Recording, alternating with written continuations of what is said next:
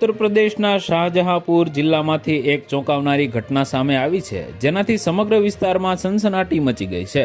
વરસાદની ઋતુમાં ઘરની સફાઈ કરતી વખતે એક પરિવારને પોતાના ઘરમાં રાખેલા પ્લાસ્ટિકના ડ્રમમાંથી 100થી વધુ સાપ નીકળતા જોવા મળ્યા છે। આ દ્રશ્ય જોઈને ઘરના લોકો જ નહીં પરંતુ આસપાસના ગ્રામજનો પણ ગભરાઈ ગયા છે।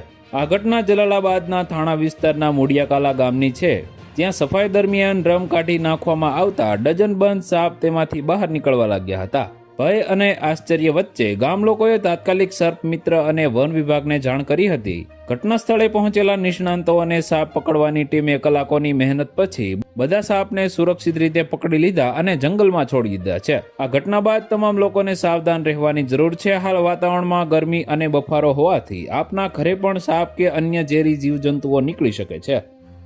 તો વધુ માહિતી મેળવવા માટે ચેનલ સાથે જોડાયેલા રહો। વિડીયો પસંદ આવે તો લાઇક કરી દેજો। ચેનલમાં નવા છો તો સબસ્ક્રાઇબ કરી દેજો।